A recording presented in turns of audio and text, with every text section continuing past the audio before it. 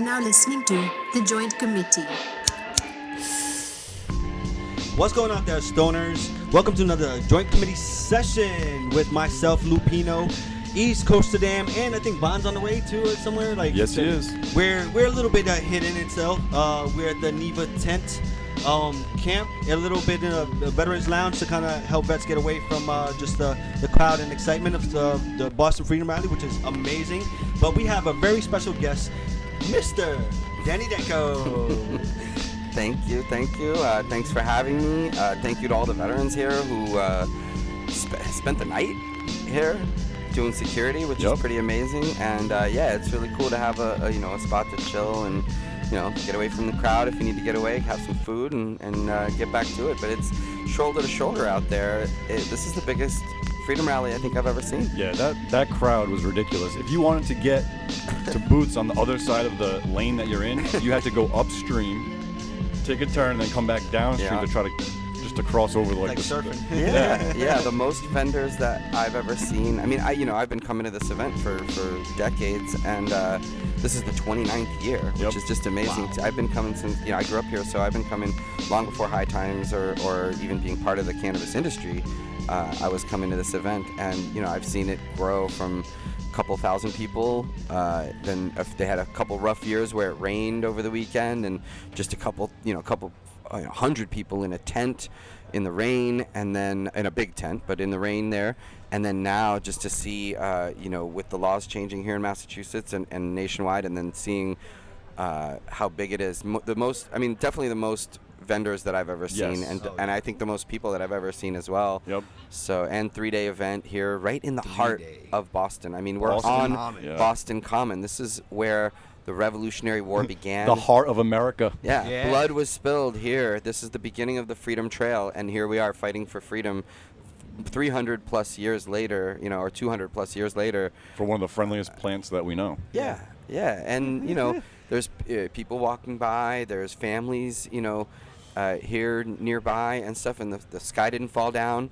Nothing, everyone's actually really enjoying themselves and having a great time and celebrating cannabis, and also still protesting for more cannabis rights. The stigma remains, right? We know that. Absolutely. Yeah. Something we're constantly working on, and this is what, we do with the podcast, like to make sure just people understand what's actually happening. That's not some like dark, insidious, like, thing, something like that. But I mean, for you now too, how long you've been, traveling to all these type of events, and now finally, like, you're from the East Coast, so you're this to from come here. home now to like really it's opening up. my hometown. Yeah, I mean, I consider Boston my hometown. This is where I grew up from age 11 to age 21. The formative years were spent here. I went to Boston University. Awesome. I grew up here, coming to this event. I sold dime bags at this event when I was younger. Like, the statute of limitations ran out on all that, so we could talk about that. And, I've seen some amazing musical acts. I've met some incredible activists, some who've passed on at this event. And it's just, you go to some cannabis events and, they're outside the city, in some, they're separated. Right, This absolutely. is the heart of Boston. We are in the center of town. And so it is pretty amazing to see. And I just think it's really important to have veterans and to have seniors and to have professional athletes. These are the people listen to, Right. They don't want to hear it from me. They just think I'm trying to get their kids high, But when they hear it from people they trust and respect, such as veterans, it's very important. And obviously we can see it helping people. I meet people every day who tell me that cannabis saved their life, and it's hard to even kind of explain that to the random square out there, or the just whatever, the person who doesn't follow it the way we do and know about it. But it's profound how many times you meet people that tell you that, and then when it happens enough times, it really makes you realize, like, this is real. Cannabis is a healing flower. It's a medicine that helps people of all walks of life, people with all different kinds of ailments, and even people who just are healthy and young and just want to enjoy themselves, as an alternative to something like alcohol, tobacco, sugar, nicotine, caffeine. All drugs, by the way. Those are all drugs, and they're all poisons, to be honest. Yep. Cannabis is not non-toxic. Even a cannabis overdose is basically just called a nap.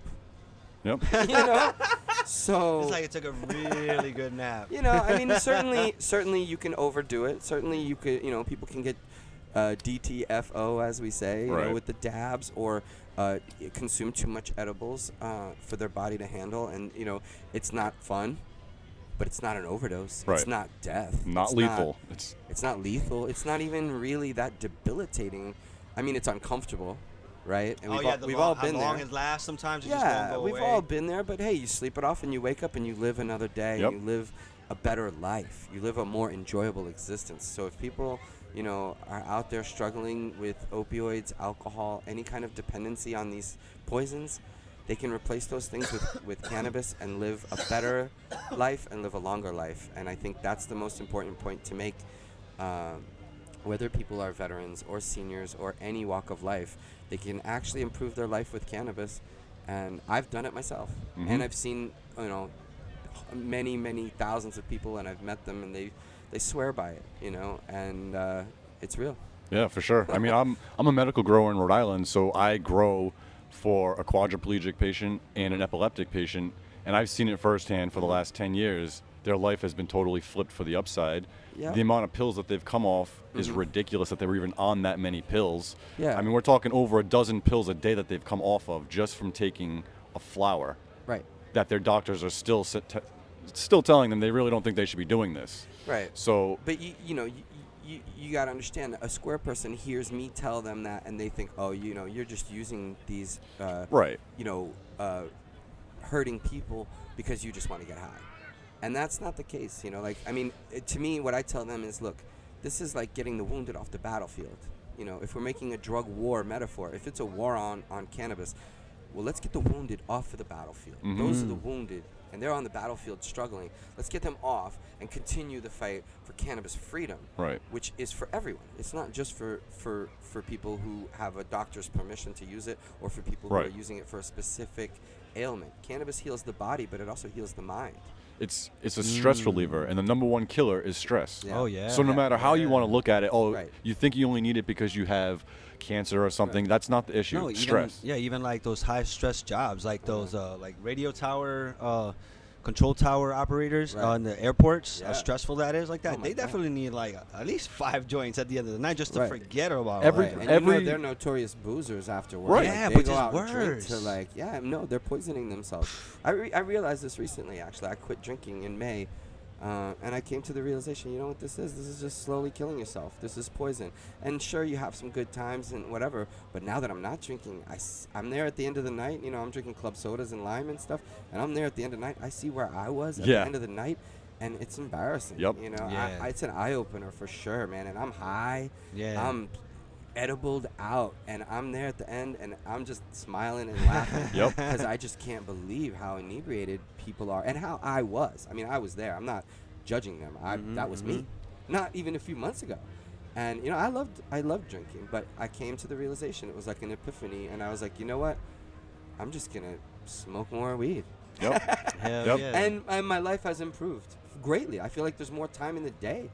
I'm not waiting to have a drink at, after work or whatever. I'm not like, I go to a bar, I have a meal and a club soda or water or juice or whatever. Yep. And it's fine. I can be around it. I don't mind it. I'm not like, but at the same time, I'm like, damn, like how much time did I waste in that zone Yeah. when I could have been in this zone? All you gotta do is Yeah. go to the restaurant the whole stoned. time. Or you can yeah. you can still explore the Right. world without looking like Oh, yeah. you're No, you edibles know- and vape pens have like changed my life too, because like I live in New York City now for the last 20 years, and you can't just fire up a joint anywhere. I mean, it's getting to be like that. Right. They just approved But flower, right? you They know just how started it is on the approving. subway platform. Yeah. You Yeah, up there. you Yeah. know. So I'm just, I got my gummies, and then, I got my vape pens, and so for stealth purposes, there's nothing like it, and I'm just, I'm really enjoying it. I'm actually like I'm almost rediscovering cannabis in a way, even though I've been a smoker all my life. I was always wary of edibles too, because that combination of alcohol and edibles doesn't always work out, Oh, right? no. So, but now I don't have the alcohol thing in the way, and I'm just like, hey, let's see where this thing takes me.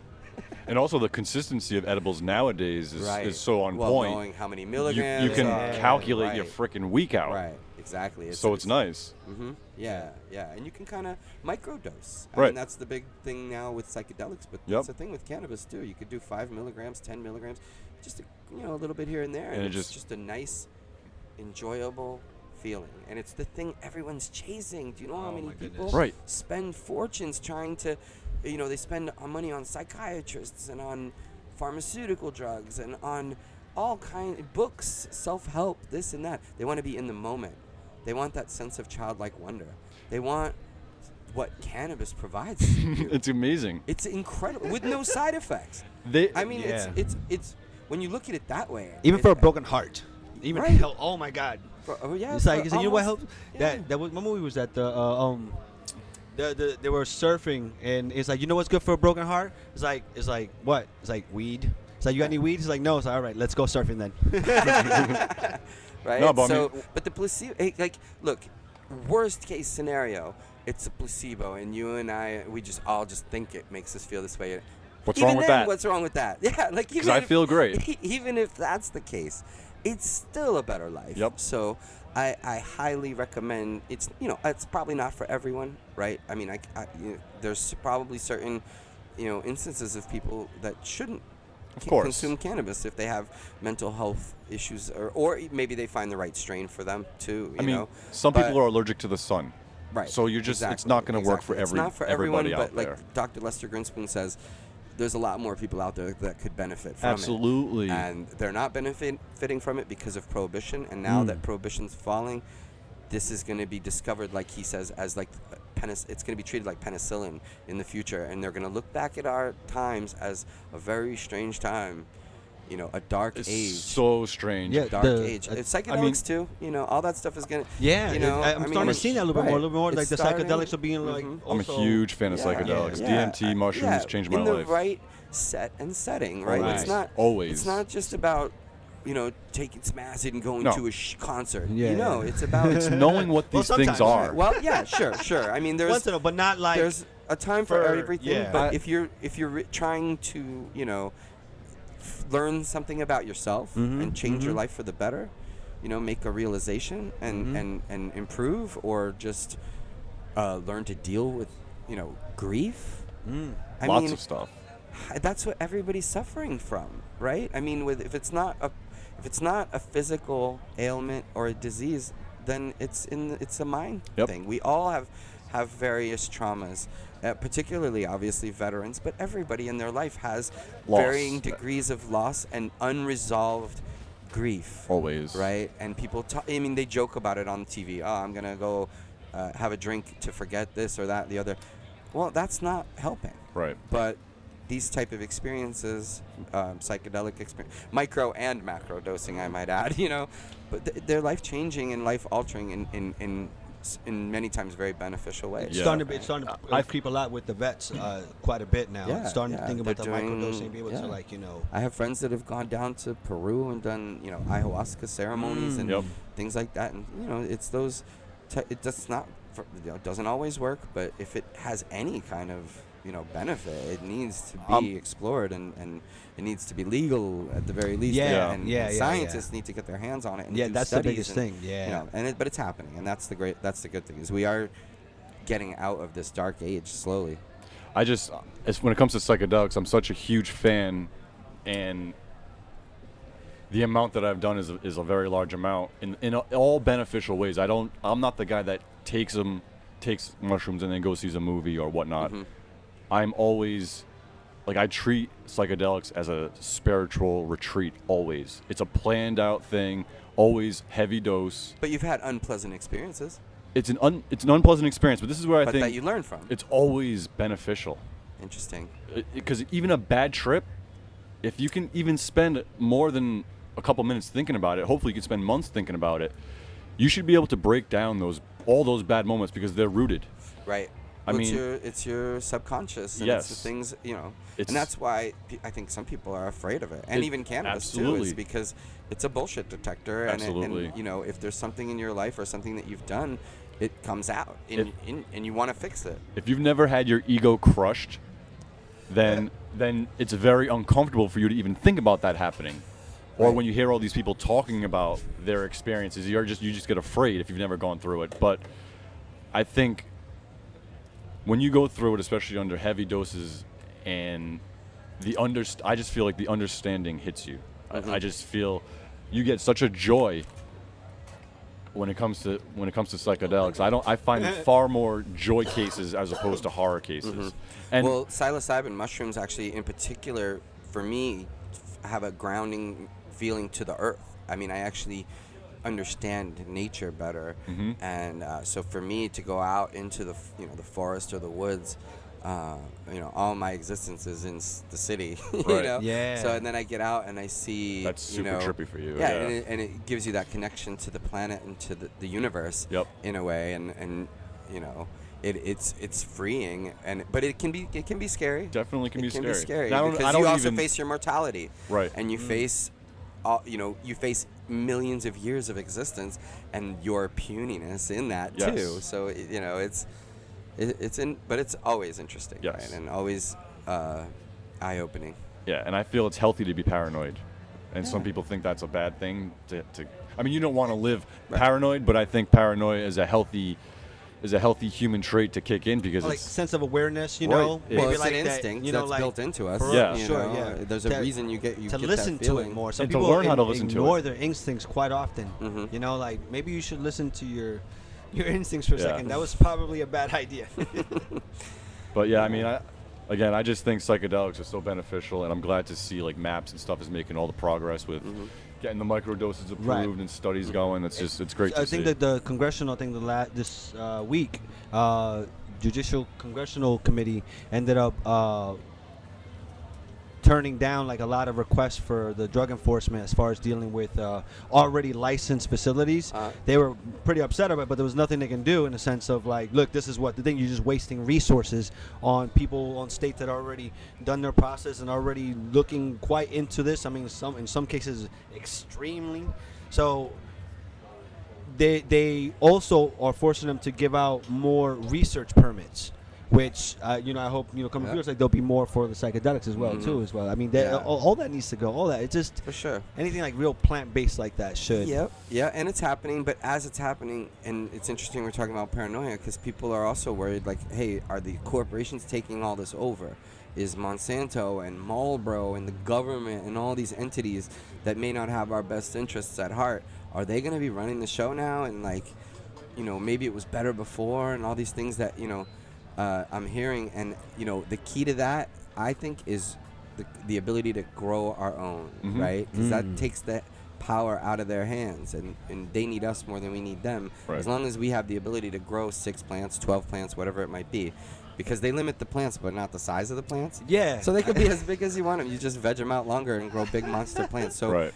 to me, the way we hold on to the future and continue, our underground kind of community and as this industry grows, is maintain the means of production, which is growing. It's just a herb. It's a flower. It's a vegetable. Yeah. You produce it from the ground. So there's nothing there they can do to it that we can't do to it better in smaller batches. So even if you don't want to grow, your friend could grow for a group of 10 or 12 people, because and I think that co-op mom and pop thing is going to be our industry if we're smart enough to make it that way.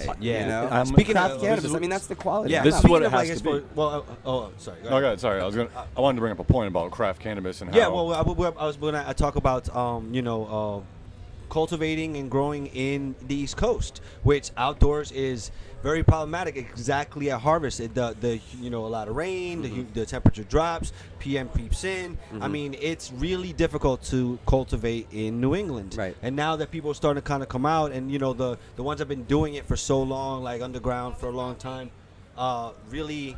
Are now the new ones are really starting to find all the problems and how hard it is, especially like the just difficult and the time limit that we are. Unlike the West, could end up actually doing much more bigger for longer periods of time as far as outdoor stuff, or even like semi. you like can't that, bank on East Coast outdoor production. If No, you're trying it's to do just, smart. you know, the greenhouse, with Yeah. the supplemental lighting and light deprivation, you can pretty much at this point you can grow anywhere if you have like the right, Right. facility. Yeah. And you're taking advantage of the best of outdoors with the free sunshine and all that. But also the best of indoors by being able to control the environment, Right, of the course. temperature, the humidity. So I really do think things are going to shift towards greenhouse growing as price per gram drops, because again the cost of cannabis is all in the risk, Right. not in the production. You can make it for pennies. So, and you can grow high quality cannabis for very little money. Yeah. So what do we need? What do we need Marlboro weed for? Right. I don't No. need it. I'm And- not going to buy it. No, nor is anybody I know going to buy it or share that with me, because they know I'm not messing with it. No one at this festival would buy that. Everyone's got yeah. that much Right. more awareness Craft. of a Maybe craft when you're boutique. first Really getting, by the maybe when craft, you're first yeah. getting interested in cannabis, and you can just go to the 7-Eleven and try it. But Right. once you realize, hey, there's a better product out there. Way Look at better. cigars. Who smokes 50-cent cigars? Nobody. They split them and they make them into blunts. But if you're a cigar connoisseur, you pay a little extra and you get a high quality cigar Right. because you enjoy the feeling and the taste and the flavor and the essence of it, and the terroir. All of those Yeah, things. yeah. Wine too, you Yep. can buy, boxes of wine, and some people do. But if you really love wine, you're messing with, at least a $8 or $10 bottle, and if in some cases much more expensive bottles, and it's because you want the quality. Right. And you can't do that. You can't mass produce high quality cannabis. I've seen some pretty decent mass produced cannabis, but if I'm my choice is, okay, I can buy this for 50 or this for 40, and 50. it's just, I'm going with the 50 if Yeah. it's way If better. it's better, if And it is it's better, 'cause grown- sometimes it's like, sure, yeah, you never know. And again, it's not about the THC percentage, No. Right. or it's That's about such no. I mean, you It's don't like tent size. right. You don't just go in and just say, oh, what's the strongest THC size? THC. They Right. do though. But people do. A lot of people Right. are. Well, They it's don't a, know you know, those, it's yeah. it's an uneducated, Right. marketplace. But people are learning and they're figuring it out. And once you start realizing that it's not about the highest THC percentage and more about the interaction of the different terpenes and Yep, essential exactly. oils, Yeah. and you're really dialing in and trying to find the strain for you, or the multiple strains, for daytime, for nighttime, or whatever purposes you're consuming cannabis for, you can really just, I don't know, it's just an amazing plant that can wake you up and help you sleep, Yeah. depending on what you choose, calm you down, or increase your creativity, Yep. arouse you, Stimulate your appetite. or chill you out. There's so many different things you can do, but you really have to know how the different essential oils interact with each other. And it's bigger than even just indica and sativa, because that's Yes. even a kind of a gross, That's like our first general understatement. scale that we're Yeah, just looking yeah, at stuff. It's It's too general, I it's think. general. Yeah. But it gives people an idea, Yes. and then but once you get a little more into it, you realize that there's obviously a lot more to it than that, and it's one of the amazing things about the last 20 years is all these new flavors and Yep. strains, yeah. and it's not that the THC levels have gone up so much, but that there's such a variety of different terpene profiles and Yes. flavonoid profiles and all that. Yes. I mean, that's the thing. Like, when you have these Bayers and Monsantos jumping in, and they're going to start synthesizing all these cannabinoids and all these terpenes to a point, you need the craft cannabis boutique growers ahead of the game at all times, just ahead of the game, so that they're not going to even have time to start copying the profiles that are being created every Right. year. So you just need to keep up with craft Right. cannabis growing. Yeah. But yeah, as long as people understand, the only way they can force themselves on us is by outlawing home grow. So when you're changing the laws and the rules, you just have to make sure there's at least a few plants in there for home grow, and our industry will survive. There's an underground cannabis economy in Colorado. There's an underground cannabis economy in Washington, Oregon. All these states that have fully legal recreational Right. rules, there's still people getting cannabis from underground sources in those places. Why? Because it's higher quality at a better price. And you can't argue that. It's simple as that. It's Yeah, like just basic better product. economics, better product, cheaper price. What are you gonna tell Yep. me? right? A better product, better price, and it's not mass produced either. It's usually small batch. Yeah, you so know, it's quantities. really very craft. It's about the genetics, and it's about the proper feeding, and you know whether pesticides are used, and, Yep. and you know that's really what my whole thing is like. I think most people overfeed their wheat, to be honest. Like they just, the nutrient companies want you to use more nutrients.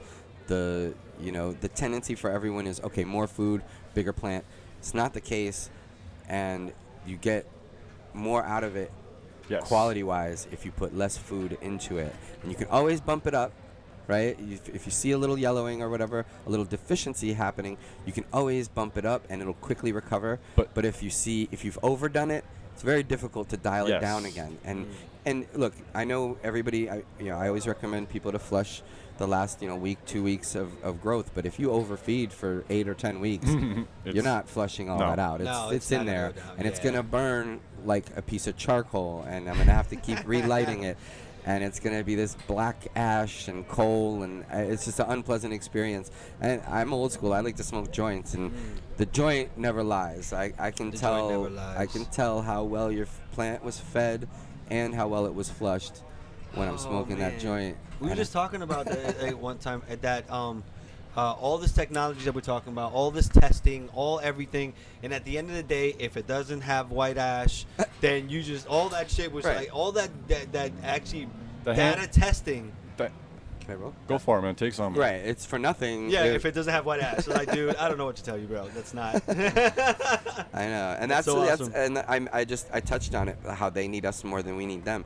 They're hiring people as consultants, and all those companies they're coming. Obviously, I mean, in the nutrient business, they're here. Scott's Miracle Grow is a multi-billion-dollar company that's acquiring a bunch of cannabis-related brands. And they dangle those mills. Well, yeah, and I mean, I don't blame them for that. And look, I don't even begrudge those companies for doing what they're doing, because they're smart to do it. Yeah. Because there's a huge industry that's going to happen, and they're going to be a part of it, and they're coming. I'm just saying, for me personally, I'm not afraid of them, because I know how resourceful we are from the underground, and our thing will survive. I mean, you could give us the death penalty, and we'll still be finding a way to, our thing will survive. Price gone up, though. Yeah. It's a little bit more dangerous. I know myself, my friends, and people like me who are connoisseurs and really, love this plant and really want to see, what genetics are out there, what different flavors are out there, what the potential for CBD, CBG, THC, all these different compounds. We're gonna keep that going, no matter what these bigger companies and even the government wants to do, because we know we're on the right side of history, and just the fact that they're jumping in is actually a good thing. I'm not as afraid of people, because I do think if we grow our own, we control our fate. It's in the middle section. Feel free to take some of those buds home. Oh, wow. Thank you. Yeah, this is amazing. And again, I've been coming to this event all my life.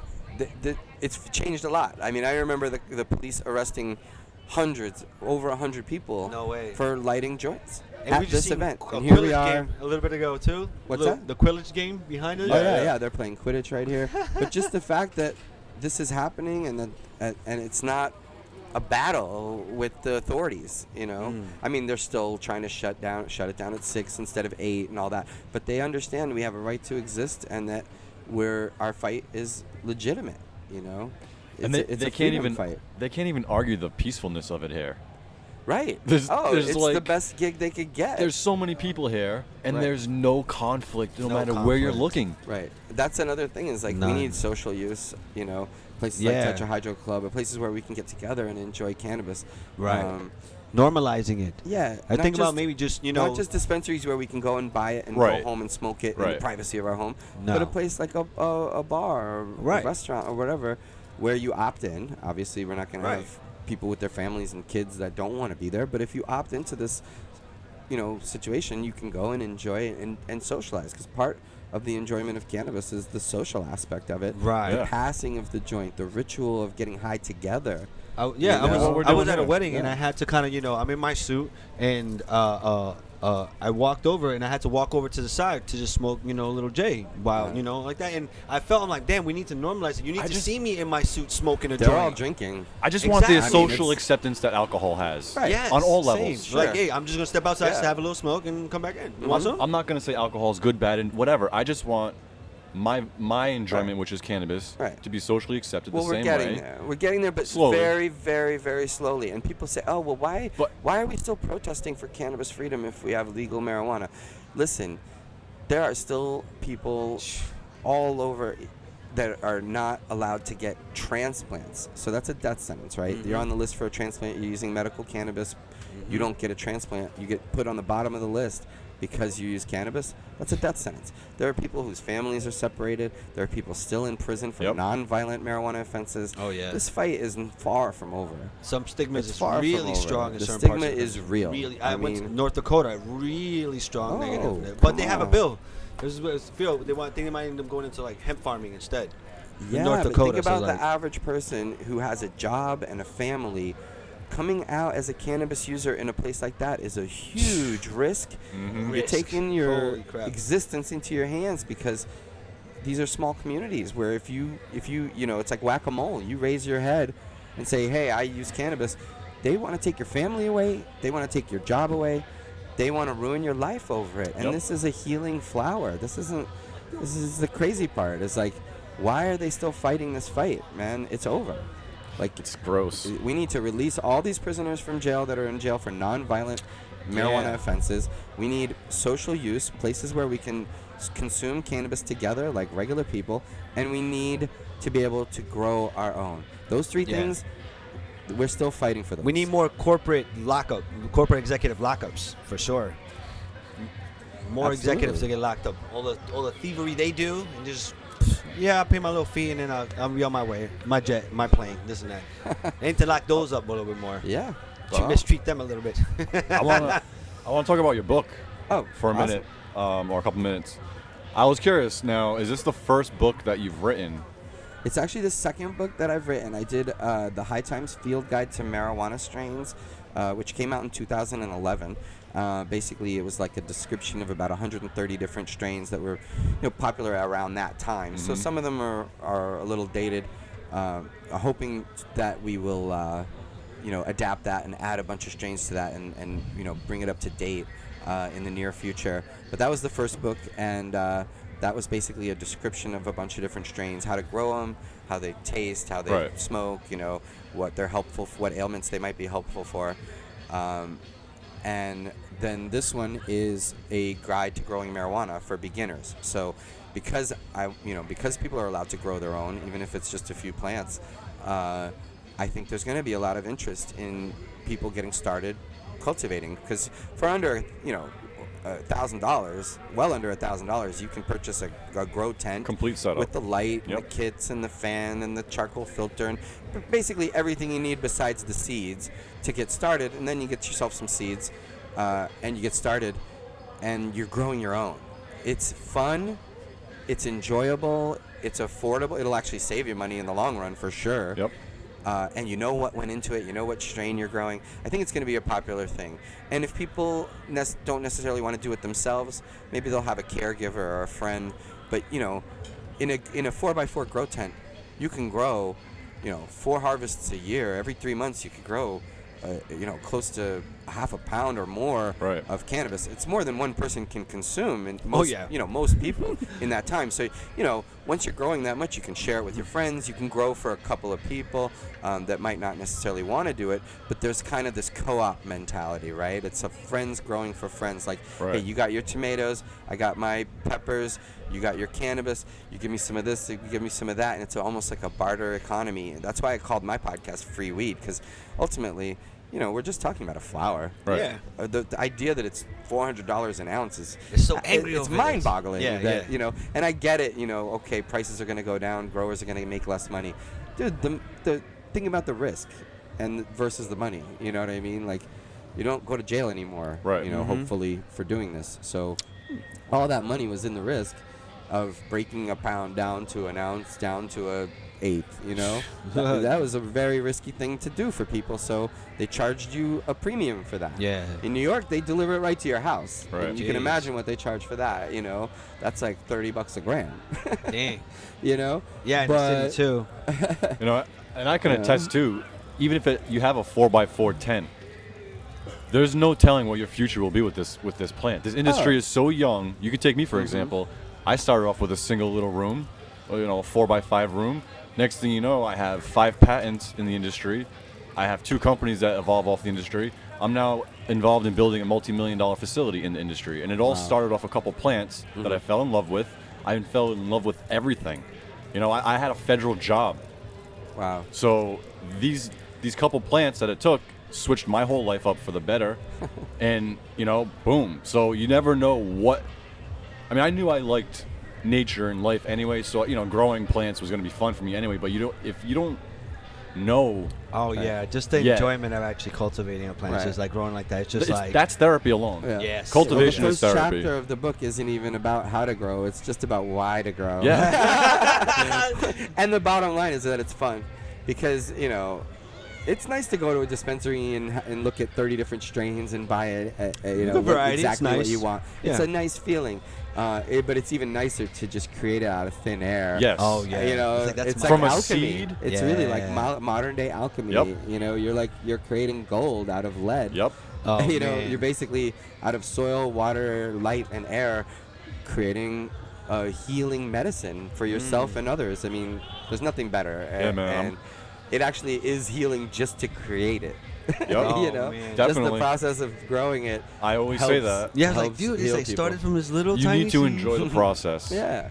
Yeah, and the only way, like, you can read all the books in the world, the only way to really learn is to Hands-on, actually do it right there anyway. doing it. Because you got to go through all the issues. You got to have mites and whiteflies and mold and powdery milk. You got to do it all to figure out, you know, how to do it right. And there's no and what book. to do when those things happen. Oh yeah. And there's no book written specific for your environment. So you need Right. to learn that plant. That's what you need to learn. You need to learn the Exactly. plant. And You before learn- when you were saying about overfeeding, underfeeding, a lot of these guys that are just going by grow charts, Right. They don't know they're the just plant. calendar cookbook growers. You got to go by the plant. Mm-hmm. The plant is telling you everything right there. Right. I mean, that's the first language you got to grow. You need to learn as a grower is the Yeah. plant. You don't need to learn what the label and the bottle say. You need to know what the products are supposed to do, and then you learn what the plant wants and when they want it. And create the right environment for the plant. I mean, a lot of people think, okay, well, I got a grow light and I got a tent and I got my plants. They should be fine. No. Nope. Like, and even if the temperature is okay, you know, if the temperature's under 80 and you're in like a decent temperature window, you still might have really big humidity fluctuations, and that can really just slow growth. Destroy it can kill your a crop. plant. It can slow growth, and so you really, you know, you want to have a hydrometer, the thermometer. You really want to know what's going on with the air in your Oh, yeah. space. You know, create the right proper environment for the plant. A nice humidity, you know, 50% or so, depending on the stage of life. But you know, you can't go wrong with around 50% humidity, Yeah. and you know, 70 to 75 degrees temp. You know, and you know, know what the environment is when you're not in the room too. Yes. You know, when it's dark in there or when it's light, and you know, it's worth investing in the digital one that tells you everything. Yep. Yeah, consistency is key, and making sure your environment is consistently the way the plant is desiring it is going to help you get the best outcome. I mean, it's very simple when you start to really think about it when you're on the ground doing it, but when you're just at the grow store, it's like it can be overwhelming to try to get all this stuff explained to you, especially if you're brand new. So Well, you mentioned it's overwhelming. That's the whole point of this book is it's illustrations, it's simple, it's a starter kit, it's like an entry-level beginner book. It's to get, you know, it starts with just why it's better, why you should even consider growing. Then it gets into what, you know, plants in general, photosynthesis, just the basic of how plants grow and how you're basically converting light into energy. Yep. You know, that's the process. You know, so you're taking the CO2 and the light and making sugar, and that's creating the cells for the plant to grow. And so it's explaining all that, because I think, you know, there's great books out there by colleagues of mine that are much more dense and more like textbooks, and those are very important books as well, but can be daunting and a little bit intimidating because there's so much to take in.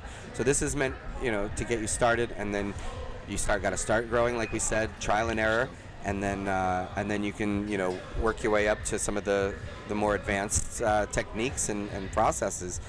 But I think there's a lot of people that are going to be interested in cultivation, and that's the aim of the book. It's illustrated.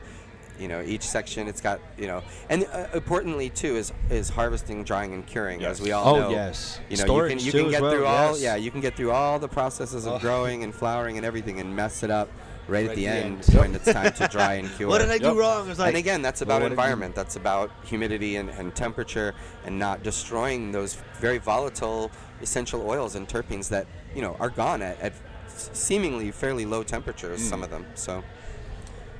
Cool drying and proper curing and storage is essential as well, and so that's all covered here, and it's on Amazon and available for sale. It's on, if you want a signed copy, they're on eBay, where I'm selling them on eBay for the same price, and if you put in your order, I can sign it, make it out. Can I buy that one? Yeah, absolutely. Of Can you course. sign it for me? Absolutely, yeah. I'd be honored. That'd be great. Yeah, Screw you, for sure. Amazon. No, I'm just kidding. I'm just kidding.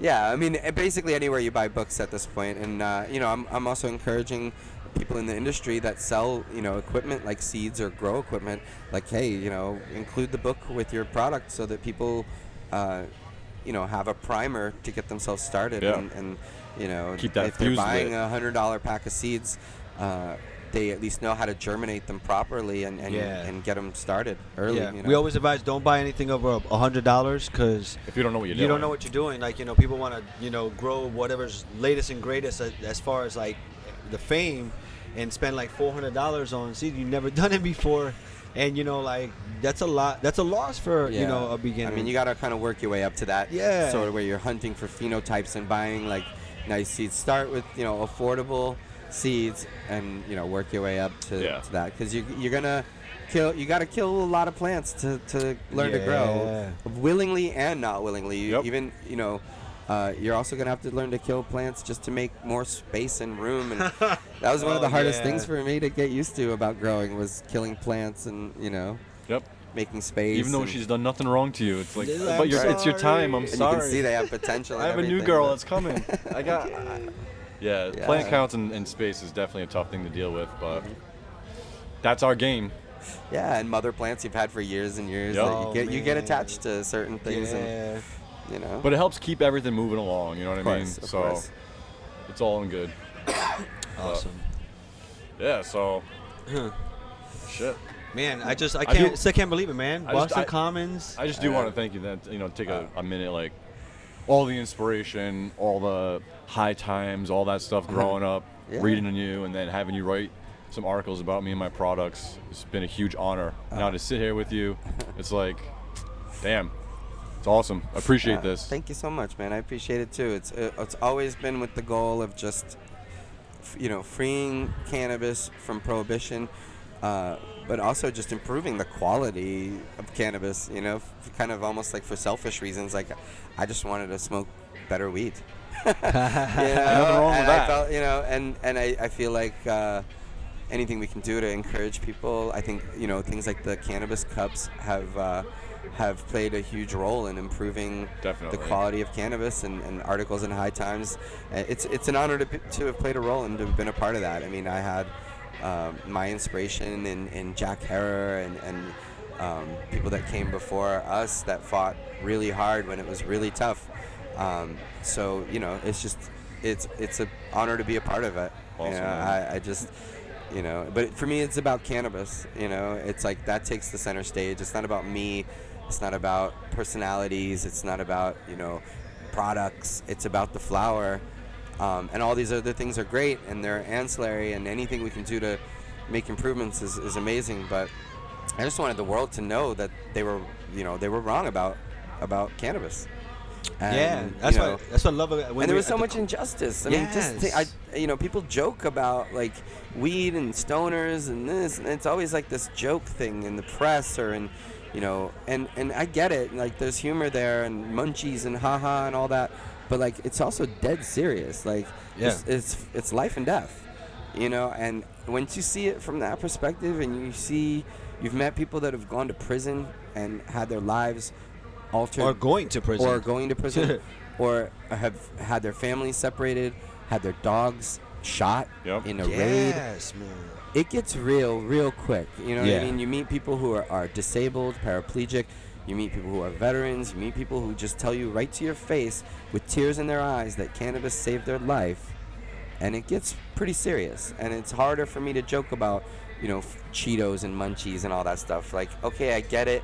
But it's also, let's take this up a little serious, because people are out here dying. There's an opioid epidemic. There is a lot going on in this world, and a lot of things that cannabis could benefit, and here we are just like condemning it and joking about it and all these things. Yeah, you know, it's life and death, and it's serious, and it can help and heal, and I think that's the important thing, you know, the big takeaway. I remember getting in the 90s, getting roughed up by the cops because I had seeds in my pocket back in the day when everything had seeds.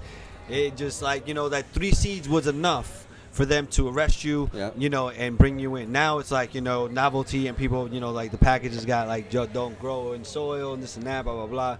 But it took, like you're saying, like you've been here to the comments to the Boston Freedom Rides so many times, like to the point that you said hundreds of people have gotten arrested before. There's been like squabbles. There's been, you know, them and us. But that's the stuff that's in public. That's the stuff we see. I mean, the stuff that happens just individually to the random person.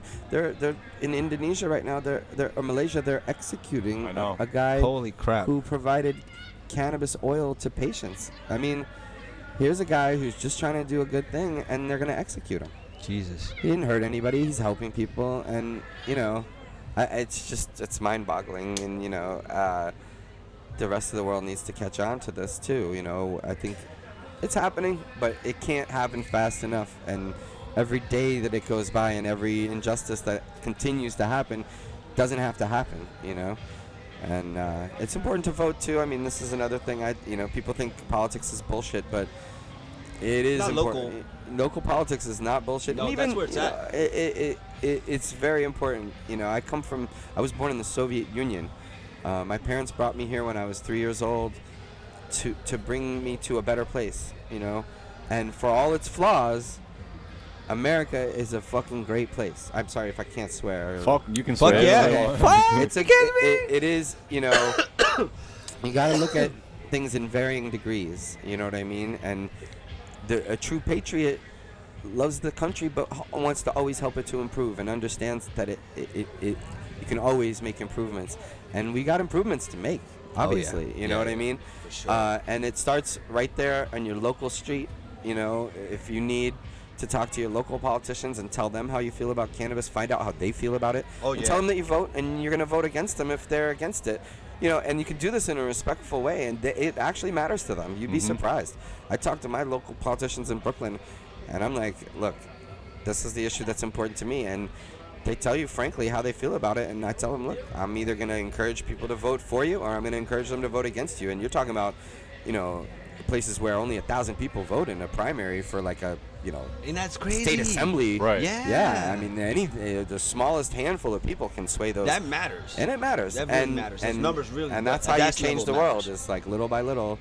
You know, it sucks that politics works that way, but it's baby steps, and sometimes it's 2 steps forward, 1 step back. Sometimes you got to deal with a law you don't love, and make incremental changes to that law. Sometimes you got to vote for stuff with your, you know, while you hold your nose. Yeah. But get out there and do it. You know, It's part of the game. the cool thing about cannabis, though, is it's, you know, even though it's painted as a kind of partisan, sort of democratic, liberal kind of issue, it's not. I meet people from all walks of life who feel about politics or don't care about politics at all, or feel a certain way that totally disagrees with me, obviously, about politics, but they believe in cannabis freedom, whether they be Republicans, Libertarians, Independents, or whoever, even socialists, or even maybe even some of these like ultra racist dudes. Honestly, like, cannabis is not a partisan issue, you know. And so I think that's another thing that we have going for us, is that it's basically about freedom, and everybody wants freedom. Everybody believes in that. I mean, you know, unless your business is to keep it away from people. Right. But Well, there's only one, and they work for us. And that's the Right. police. That's where these laws need to be, really changed. well, that's why it's important when veterans and seniors and professional athletes speak out, is because people listen to them and respect them and hear it when they hear it from someone they respect. Yeah. You watch sports all your life, and you consider those players as role models, and then they come out and say, hey, I use CBD for brain injuries. Cannabis is helping me heal and get back out on the field. I met a guy yesterday who played pro football, who told me that there's players smoking before games. Mm-hmm. Before games, right before they go out on the field. And I was like, damn. But come I on, don't know. you're surprised. I mean, how? I'm a little surprised by that. But have you been watching? How long have you been watching sports? Because as a stoner, because I'll tell you from my. I don't It's 'cause they're necessarily. aches and pains. I They don't know how to, love like, marijuana, but I don't necessarily know if I'd go out on a football field. but with 300 I pound dudes trying to. I'm just crush saying, me, I've seen guys in the sidelines though. I've seen their eyes. You can see it in some people. You're like, damn, that guy looks so they get big. in the zone. He says they get in the zone. He That's said, good to focus. He said they just, and it just, it brings them right in the moment. The same thing we were talking about before. People pay psychiatrists, yoga instructors, and all.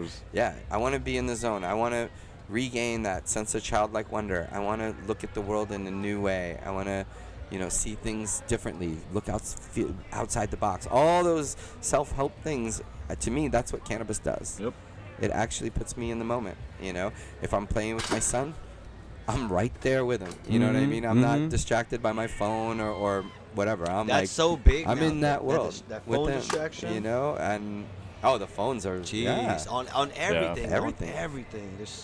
But now you can't, what the Supreme Court ruled, like as far as being, any authorities should be able to go through your phone. They said now it's an extension of use, so they need a warrant.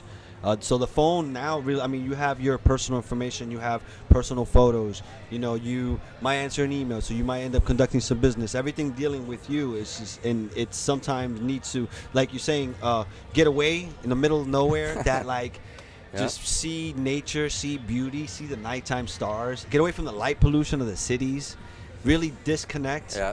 You bring your phone, make sure that there's no service around there, there's nothing you can do. You're good. It forces you to kind of break out of that. It's amazing.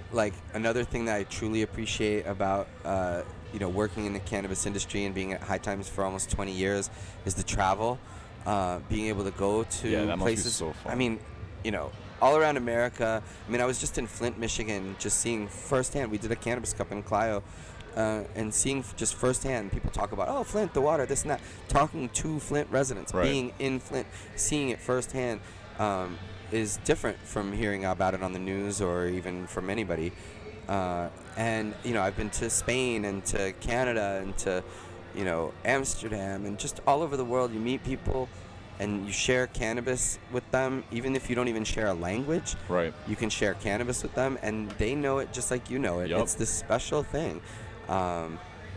And I love it when people come around. People are mad when someone's been a cop all their life, and then later in life their relative gets cancer, and they want to find out about CBDs, and they come to me, and they ask me or whatever, I love it. People get mad. Oh, he was a cop. He put people away. He locked them up. Hey. Things change. Things change. And now he's on our side. Change. Now he's out there, and now he's making the argument for us, and use he his understands. network. And not only that, but you don't think he feels shame for what he did now? With his eyes open in the stoner fashion, where it's a bullshit detector. He doesn't need to be ashamed. That's why they fear it too. By the way, is the reason the plant was outlawed is because partly it just it makes you question authority a little bit. Wait, why? Wait, why do I have to do that? Wait, do I? Wait, you stop thinking. Right. Stop thinking. Instead of just being obedient to that's just the way it is. You start thinking, well, maybe it doesn't have to be that way. And they don't like that. Nobody in power wants that. Those They would old school rather propagandas, those black and white ones, they're they're work hilarious hard. now, but they were scary. Work hard all day Alcohol and then and drink pills yourself make to you sleep. numb. Yeah, Yep. they make you numb. You combine that with television, and you're just You're a nothing. robot. Yeah. You're just going through life just to be part of the machine. And look, I'm part of the machine myself. I'm not, I take the subway to work every day. I sit in an office and I write articles, but the but I also get to travel and see the world, and That's it's, cool. it opens my eyes to cannabis around the world, because this culture has been around forever. Cannabis has been a medicine far longer than it's been illegal. Yep. That's the thing that people don't get. It's like, okay, you're 70 years old. You grew up all your life. It's been illegal. But right before you were born is when that happened. So you've been brainwashed to think this is a bad thing. But if you were born 40 years before that, there would have been cannabis medicine on the shelf at your pharmacy. There would have been cats selling cannabis like snake oil, in the streets and stuff. So the little I mean, cart with all they those had soils. morphine, cannabis, and Yep. for babies. You know what I mean? Like Tonics and stuff like that. You Yeah, can see the Hemp bottles. tonics, The bottles are on eBay right now. Like cannabis has been medicine for far longer than it hasn't, and that's an argument they don't like to hear, the prohibitionists, because they just say, oh, it's wrong because it's illegal. It's illegal because it's wrong, and you can't argue with that. Like that's a circular argument. There's no way to wedge yourself in there because why is it wrong? It's illegal. Why is it illegal? It's wrong. Well, who made it wrong? It's nothing in the Bible about it. So it's not against God's law. No. Ask a rabbi or a priest if it's against any kind of religious law. Nope.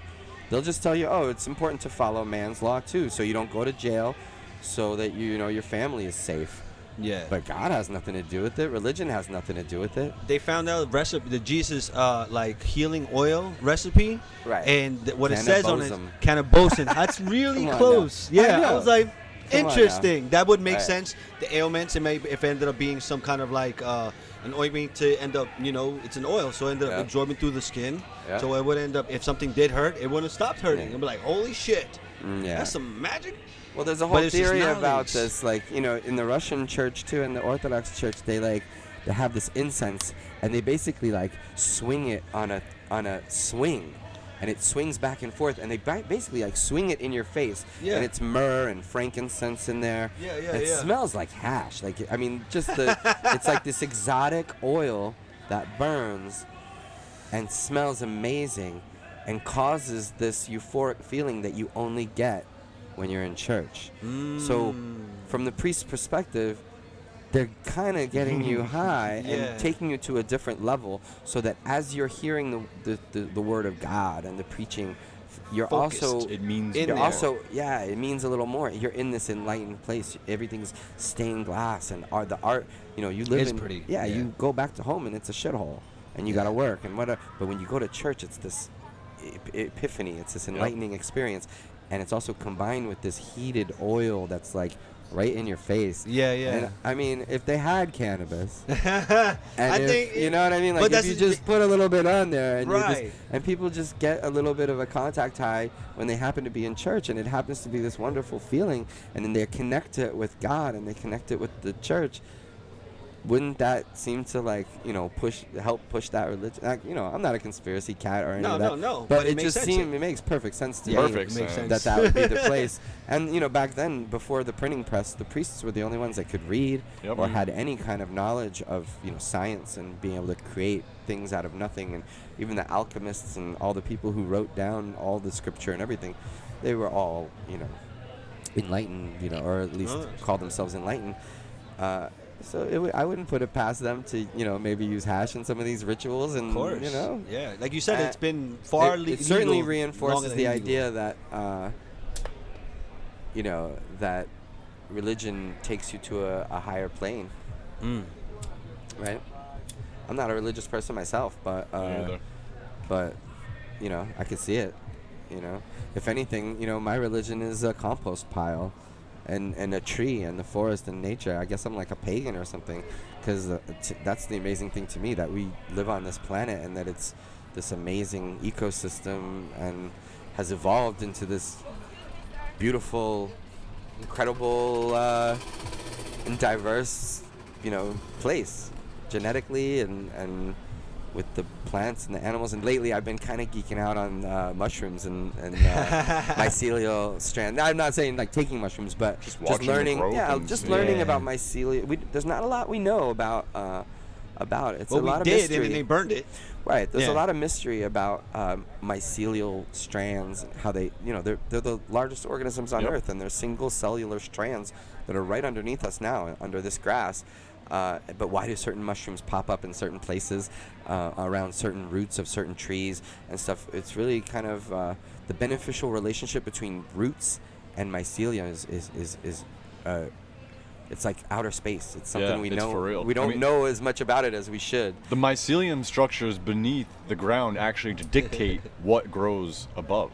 Yeah, exactly. And they play and they're controlling everything. They speak to the roots. The plants speak to each other, and all this. There's all these conversations happening, and I mean, it sounds crazy to say it, but it's happening. It's real, and different. The roots send messages to the plants, and the plants send messages to the roots, and all of this happening underground is it's a very interesting, soil science in general. I've been really interested in this Korean, Jadam method and anaerobic and aerobic compost tea creation.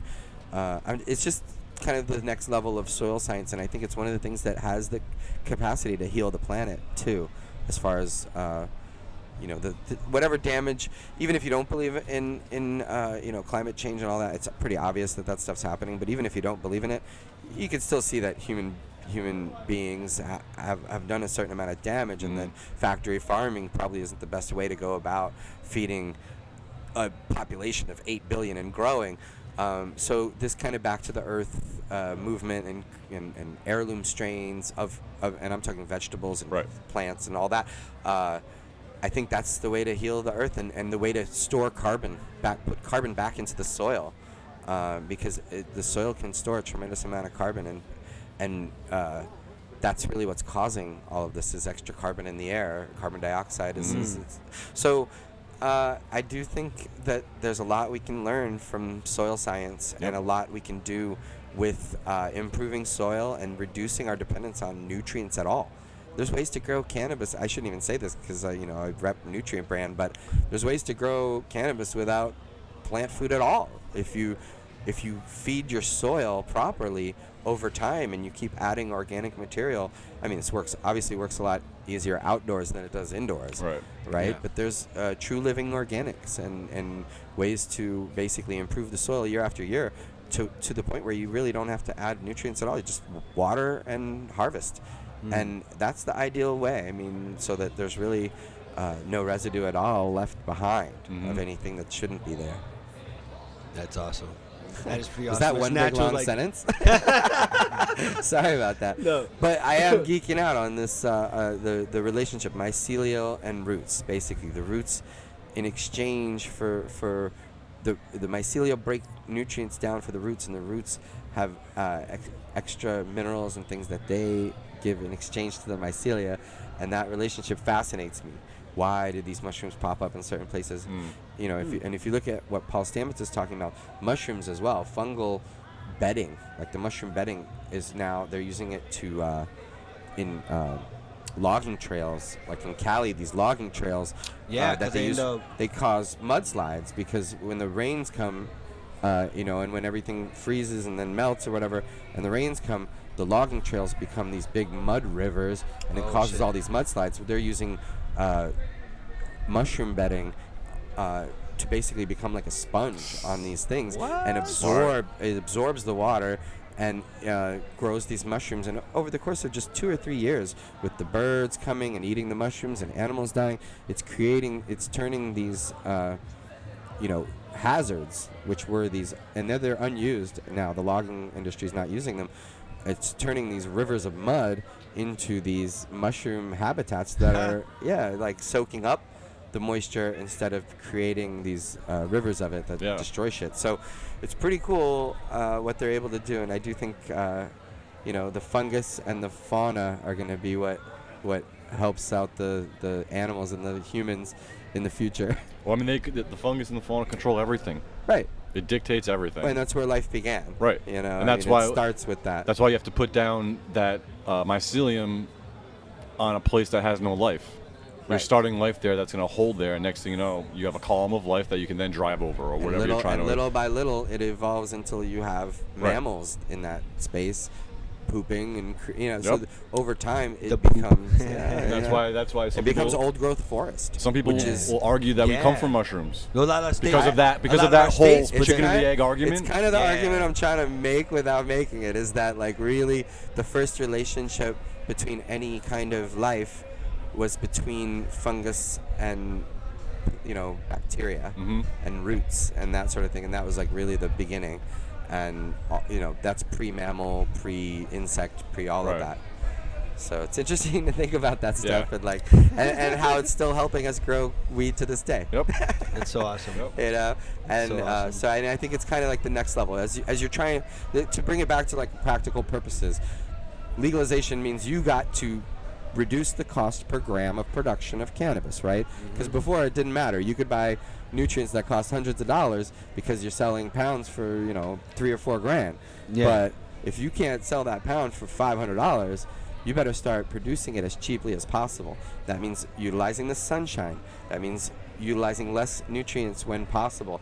That means basically just anything you can do to reduce the cost of production, right? If big air conditioners and HVAC systems are expensive, the lighting systems like HID systems, high pressure sodium and metal halides are expensive, Very.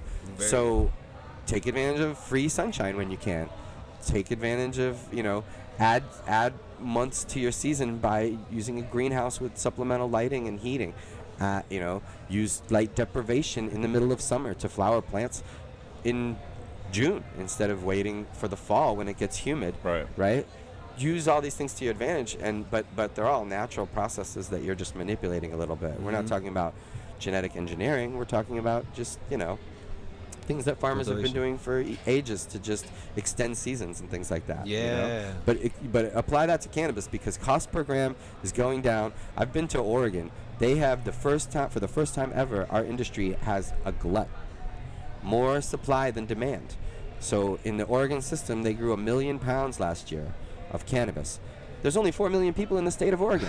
So it's a quarter pound of cannabis for every man, woman, and child in Oregon. And once you leave the coast of Oregon, there's not that many people in, eastern Oregon.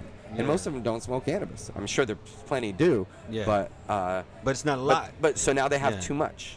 More supply than demand. Our industry has never had that. We've only had droughts. I remember Yeah, droughts it's a in drought the like- 80s. yeah, Droughts were real. It's still There it was comes in months and waves months out you here could now. not find any cannabis at all. And those droughts, I mean, we joke, oh, it was a drought. Those droughts caused, other drugs to gain popularity. Yes. Hard drugs. Because people are looking for something and they can't find cannabis. And they move on to something else out of sheer, boredom or necessity or whatever it might be. So, but now... Or K2. Right. Those K2, people in New right. Haven, Right. like almost dying. Exactly. And Yeah, fucking that passing stuff ocean. does not exist if there's no horrible. prohibition. I mean, it's horrible. People are ODing on that stuff and they're zombies. I see them. The fact that they even use the word marijuana when they report it's on offensive. synthetic marijuana. Yeah. No, it's not. I know. I wouldn't touch that stuff with a 10-foot pole, man. Jesus. Don't even bring that near me. Spice and K2 and all that. Yeah. No, thank you.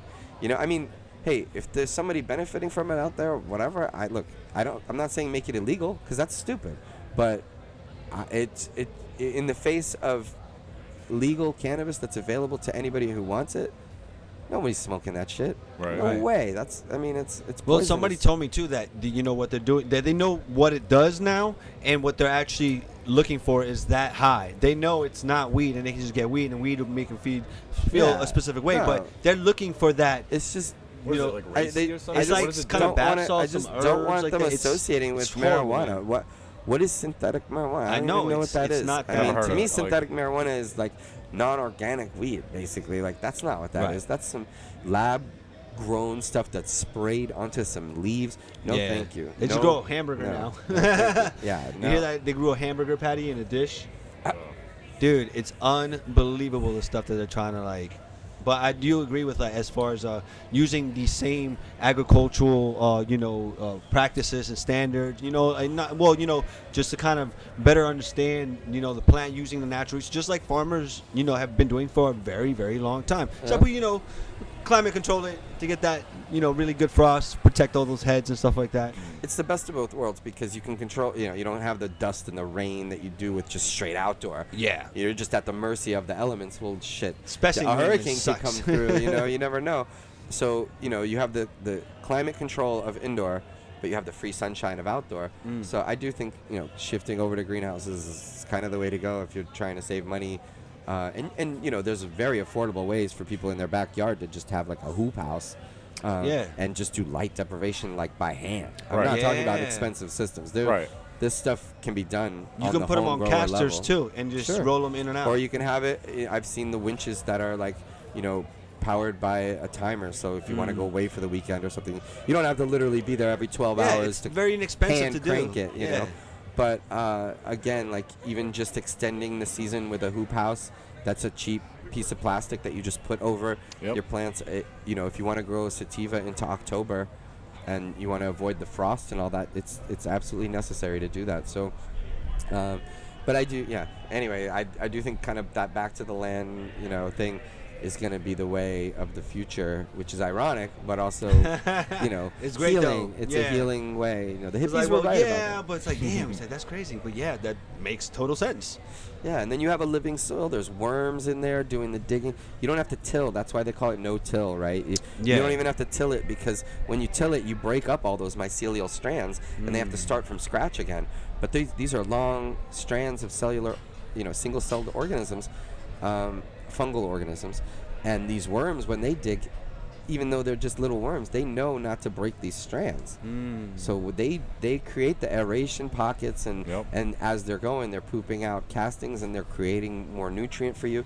So that's the natural process. And you have even if you have an infestation, right? If you have mites or something, there's predators right there to attack them. So populations are controlled, and it's just it's the ecosystem the way it should be, the soil food web, with everything included, and that's the way, not only to reduce costs but to also have a better product. I like to say that indoor grow rooms are islands. If you don't bring it, it's not there. If you bring a pest, it could end up running amok. Uncontrolled. That's how you have to outdoors. You have that natural. And I can't tell you how many grow rooms I've been in where it's like they're inviting pests into their grow room because they have dead leaves on the plants or on the floor or puddles of water or whatever it might be. They're just not paying attention to these major problems, but they are paying attention to the minute, something tiny like one pH point off or something. So they're putting minor before major. There's this major issue of like your grow room's filthy. Right. There's dead leaves everywhere. Where do you think bugs are going to attack? They're going to start there, and they're going to move on to the healthy growth. But the reason that the sticky traps are yellow is because bugs are attracted to the color yellow because that's the color of decay and death, and they start their infestation there, and then they start attacking your live plant, and now you got a big problem. They know there's a weak point right there. Yeah, that's the starting point. Yep. So their brains aren't very big. They see the color yellow and they go stick to it, and so the sticky traps are yellow. So don't have yellow leaves on your plants. Pull them off, and seems so basic, but well, you'd be surprised. I'm talking about also some of the bigger big facilities with workers running around everywhere. There's still puddles of water or dead leaves, and prevention is such an enormous part, especially now that there's all these banned pesticides. In the old days, people were using Eagle 20 and who knows what. They just go to the store and what kills mites. I don't care if someone's going to smoke this or consume this or what. And if you're as old as I am, you probably smoked weed with paraquat from Mexico on it. So, it's great now that we have the lab testing and you can find out, hey, how many parts per million of, this or that. In some states I've visited, you can't have any pesticides. You can only use biological, beneficial insects. In other states, you can't use any beneficial insects and you can only use organic pesticides, right? So like Hawaii, I think they're not allowed to use beneficial insects. I understand that though. Because it's Hawaii. Right, Yeah. you can't be bringing stuff start into their bringing, island. Right. you start Especially bringing that. stuff like that. You never know what's going to happen to an destroy the isolated island. place. Yeah. They have a very strict agricultural control. Right. I had to do an FBI background check to visit a legal grow in Hawaii. First time in my life, I've rode around in the trunk of a car. I've been blindfolded and had to wear basically like blacked out sunglasses and stuff. I've done some pretty wild stuff to get visit to grow rooms. No way. But I've never done an FBI background check. That was a new one for me. They did the thumbprints and the whole nine. I went to like the post office and they did the whole federal, filled out a form and everything, and crazily enough, it was approved. I didn't know whether to be ashamed of that or proud, but I passed an FBI background check, and I visited the grow, Aloha Green in Hawaii, one of, I think only a handful, maybe a half a dozen legal grows on the islands of Hawaii, and only one of two on Oahu. It was on a former dole plantation, formerly part of the dole plantation. Very interesting. I wrote about it in High Times recently, and it's a really interesting thing just to see the evolution of cultivation and cannabis in general. And now they're growing in Hawaii. I always thought my trip to Hawaii would be like in search of Maui Wowie, and I'd be climbing up through the mountains, like on some volcano. Right. Instead, I'm like filling out FBI background checks and going to like what almost felt like a military facility. I mean, like with fencing and barbed wire and security. And I think anyone who steps foot on there has to pass a background check. Wow. All the workers, and so me as a journalist just to visit. Wow. Interesting, right? But they're growing in Hawaii, and they're taking advantage of sunshine and a wonderful environment for cannabis, and growing some of the sativas that we dream about, you know, in pure Hawaiian sunshine. So in that healthy volcanic soil that they have there. Oh yeah, that ash and everything. Well, I mean, not in what was that? The Hawaii. Which one was that on the volcano? This was one? Oahu. Well, there was on the Big Island there was a erupting volcano, but this is pretty far from there. But I love going there, man. That's another thing of like, you just as a plant person, once you start like kind of feeling kind of like interested in plants in general, then going to Hawaii, and it's like almost like being inside of a terrarium or something. I know, I was gonna say, all like the a plants are just so biodome or happy. something, Yeah, like- it's like a biodome. The humidity level and the sunshine and the soil, everything's combined. So like the plant that you see that's a house plant back home that's just struggling to survive through the It's just winters like, is so happy in Hawaii.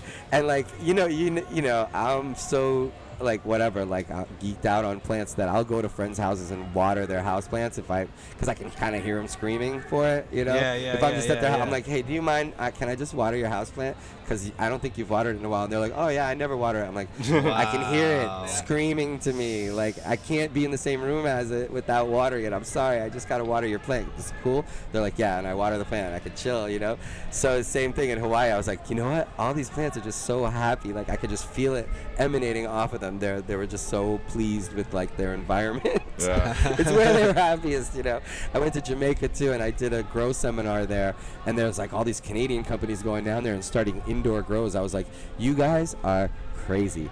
You have the environment here that we're trying to recreate indoors back home. Here it's natural. Just build a greenhouse so you can contain it, but you don't need an HVAC system and swamp coolers and you're gonna take half the island's power and lighting. Yeah, you do not need HID lighting. Maybe supplementally, right? If there's a couple of days of cloudiness or something. How much would You could just use a light bulb. yeah, Crazy, right, you know what I mean? just to keep the 200 plant in watts. its vegging stage or something, just something to pop on and extend, the veg. But man, other than that, don't grow indoors here. Right. Like, you have a perfect environment. Please don't. Yeah, all you got to do ruin is it, contain it because you got the Blue Mountains, and then you got that rift of pollen that always flies through there. But if you can contain it, like you said, perfect environment. I told them too. I said, you guys know how to grow. I mean, like, look, you plant and you know, they don't have nutrients, right? They just use like goat shit and stuff. So everything's organic by definition. It's really in the processing because they dry in the sun and then they just put it in paper bags. Yeah. And it's really for quick turnover, and so they don't have jars. They don't use jars for curing and stuff like that. It's just not part of that. It's a super poor island. Yeah, no, it's third world. I mean, it's poor. And they don't. That's don't why even they have don't roofs. Have, Half the houses don't have roofs. Right. So I mean, glass jars are going to be a goddamn. Yeah, it's a luxury. It's totally a luxury. So yeah, I told them, man, don't grow indoors. Keep growing outdoors. This guy. This is Derek from NEVA. Woohoo! Which NEVA. And NEVA is the New England Veterans Alliance. Yes. Correct. New England Veterans Alliance is a group of veterans united for cannabis, which is amazing. And they get together and create a community and foster a brotherhood among people who really, truly need it. Yes. And they reach out to people who are struggling. Yep. And are life-saving. And it's I mean, I'm just, my mind is boggled now by by people starting these retreats and places where vets can go, learn about the cannabis industry and grow. One of the most interesting things, I wrote an article about grow in California, THC Design in Los Angeles, and it's run by a guy named Ryan Gentleman from Oklahoma, not a veteran himself, but he hires veterans, and he's got a veteran outreach program, and he says it's really for him almost like he's being selfish because the veterans make the best employees for him, because all these like entitled LA kids will show up a half hour late every day and blame the traffic, right? And then they'll smoke and whatever and be super baked and go to work and like leave early and take long breaks and stuff. The vets come, they're early because early is on time. Yes, of and course. on time is late. Exactly. So they're there early, drink their coffee, do their work, take care of what they got to do. Have pride in it. Yeah, exactly. And they're the best employees he's had. And so he's like, man, he's like, I love hiring them, but and they, but they're the better workers. Yeah. And I was just, it was an interesting thing that, he was like, but it's also important to have stuff to do. When you got a lot of time on your hands is when trauma and things like that start coming up in your mind, and you need to deal with it one way or another. And the best way is through friends, socially. Right. And sometimes people don't want to be social, and you kind of got to coax them out of it. Like, hey, we got a safe place, a fire pit. These guys do the fire pit, which I think is super rad. You just go, smoke some joints around a fire, eat some food, tell stories, and just... and there's people you can relate with, because there's a lot of people you can't relate with. People who don't have the same traumas and haven't been through what you've been through, can't relate. They're just like, hey, thank you for your service, or sorry for your pain, but they don't relate. It's a huge wall. They don't get it, so it's life-saving and life-changing. Well, yeah, it's and just a good spot in general that's not the VA. Right. Well, I was gonna say, I mean, dumbing them down in a sense. My patient's a veteran, and he's a quadriplegic, and he's been arrested at the VA for having THC pills that I made him. I mean, they took his medicine, and they didn't bring him to the station, but they called the state police in just to like stand there. Yeah. You know what I mean? And it's like, he even has his medical card. He has because he had permission at one VA, because it's a federal, so there you have to get like special permission to go in there with any type of cannabis. He went to a different VA at a different location, and so he didn't have like the clearance there or whatever, and they fucking called the state police on him. What do you think it's gonna take to change that? Like, I mean, just like, Honestly, for instance, in France, like, when their union, and their garbage truck guys want to raise, they just go on strike and stop and just don't. They just don't go, and they get what they want. And I don't know if that's the right tactic. What is it going to take? Because the doctors know, the nurses know. like, it's just the bureaucracy and the government and the fucking red tape of bullshit and this whole idea of federal prohibition. The VA is actually the first federal agency that even acknowledged cannabis ever, of any agency. But what will it take to change the policy? I mean, you're talking about rec states like Colorado with tons of vets, Michigan where there's medical. There's so many vets in Michigan, and but yet the VA is still, really fairly reluctant.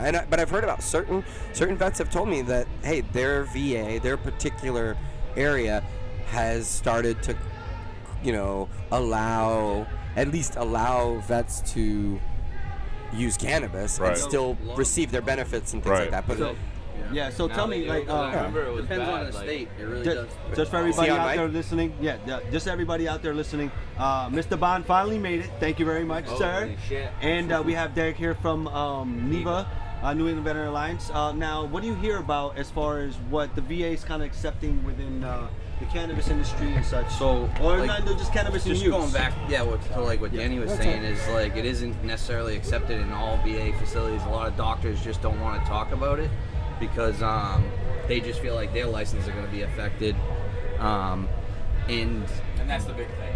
Yeah, but like in Massachusetts, for instance, it's obviously a more liberal area, and a lot of people are more advanced in their thought process, I feel, and a lot of things. And they just, like, some of the doctors are actually are positive for it, and they think it's a beneficial thing. That's the start. A lot of them just won't come out publicly and say it. Like, I mean, it's like what? The hardest part right now is that there's no access right now. So for vets, there is access, but it's very minimal, and it's not strain specific. There's not a lot of strains out there that are specific to it. So, like, if I wanted something that was working for me, say I had some Fire OG that was working for me at this place, and they didn't have it anymore, but that was the one thing that had me going good for, a couple days, alternating strains or however you do it. It's almost like, and then if they're on any kind of pain meds or anything like that, the next thing you know, they're going to get kicked off of that just because if they pop pot for THC. So it's like a hit or miss thing. You got guys in New Hampshire that are being told just go back on opiates for 6 more months and then come off of it and then get back on cannabis and then go like that. And it's like, this is somebody who's detoxed. You're telling people who have detoxed from this stuff and then use cannabis to get off of it, and now they're like, just do it again. Just do it again. It's cool. That's where the state police should be called. I know. I mean, I'm. It makes me mad. Yeah, it makes me mad. But like, there has to be some way to channel that anger into action of some form, because that. I mean, like, it's tough not to go at it with the raw. You know what I mean? Well, yeah, but that's to be right. The civil. So you gotta let that 24-hour cool down. And, try and there's been a lot of initiatives that have been pushed to, like, every year nearly. There's probably different veterans groups that go down to DC to try and push it around Memorial Day or 420, and it's like, I feel like there just needs to be one kind of message out there that says, hey, let's just meet on 420 on 2019 in Washington DC, and let's just block the streets and just hang out and smoke some weed. But like, would they even hear that? Any of that? Would they hear that? I mean, like, what's it going to take? I just don't get it. Like, a lot of problems too is you got international treaties that U.S. has signed that a lot of people don't even know about, that conflict with a lot of how we deal with policy and everything today. Those are being broken now, though, because Germany, certain countries are like, now Canada is exporting cannabis to Germany.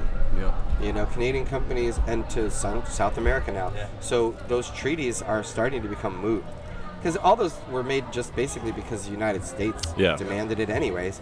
That's all, contingent upon entering the UN is, there's narcotics trafficking going on. Let's put an end to that. Okay, well, we'll all agree that we won't participate in narcotics trafficking. Okay, good. Well, now, if Canada is legal in Canada nationally, and they're sending, cannabis to Germany to sell in German pharmacies, that's clearly a violation of those. I just saw something come up a few days ago about Canadian military just approved Canadian active duty military to use cannabis. So I don't know. Active duty. Yeah. So I don't know. I have to look more into it, but I seen it. I think it was like Canada A. Canada's definitely stepping up, and they've been doing a program for vets for I think a couple of years now, where they were doing 10 grams a day.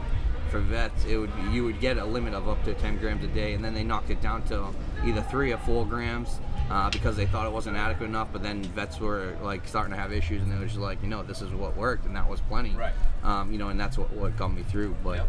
and if the VA did that or something similar to that down here, I mean, they don't even have to be directly associated with cannabis. They could still support it if they realize how it helps us, and they could easily support it by like creating vouchers where you could just go to a dispensary, and then here's a voucher for $300. You get an ounce a month, or however they do it. Just That would be like your insurance plan, basically. Exactly. Yeah, like a little like a scholarship. It all boils down to the same thing again as what I've been saying a million times is federally legalize it already.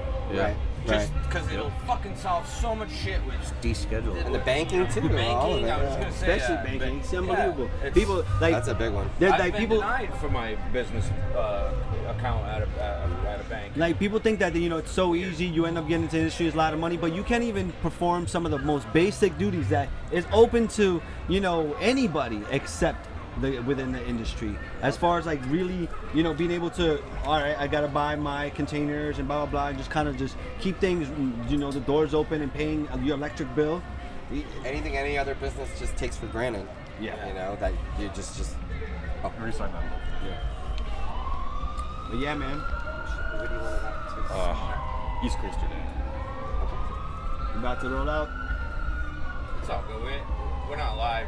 If we want to edit it out, we can edit it. No, we're still just Yeah. Fuck signing it.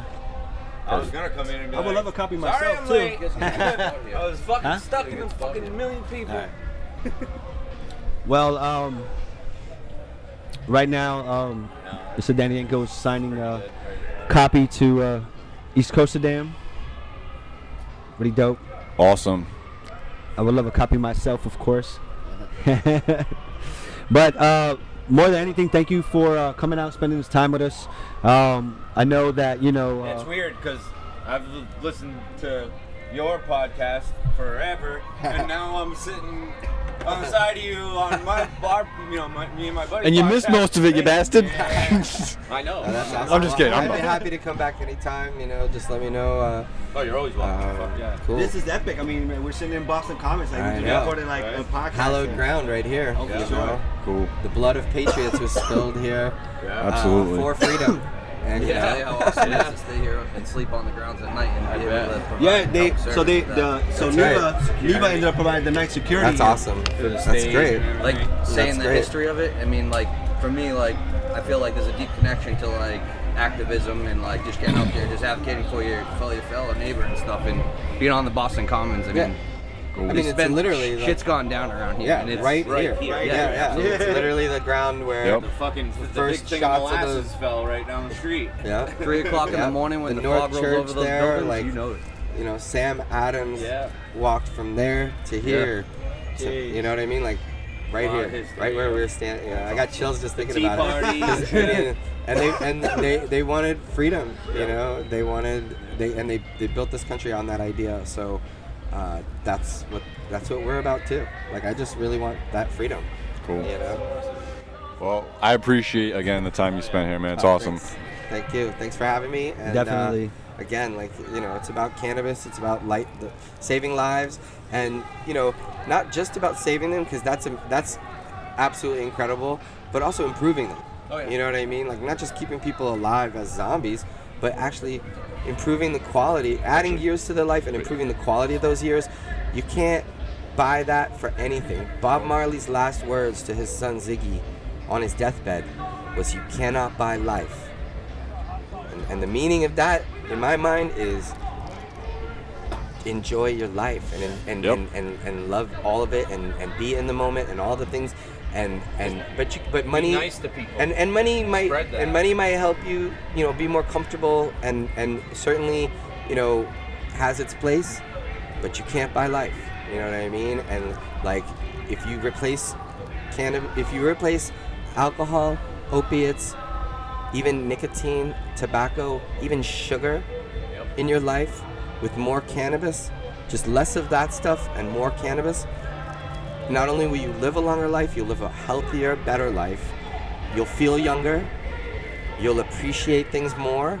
You'll probably be a kinder, gentler person. Yep. You know what I mean? No matter what you've been through in life. So all the things people seek, you know, the self-help books, the yoga, Pilates, all of that is in the healing flower of cannabis. Try it for yourself and see for yourself. You know, it's not just for hippies anymore. It's not just, you know, I know there's a stigma. I know there's this, you know, oh, burnout, oh, weed makes you lazy, oh, this and that, and the other munchy jokes. I've heard it all, right? I'm not stupid. Like, I know about that stuff. But the reality is, this is a life-saving, healing medicine and flower. And the fact that it's banned and prohibited and all this stuff is the bullshit in the situation.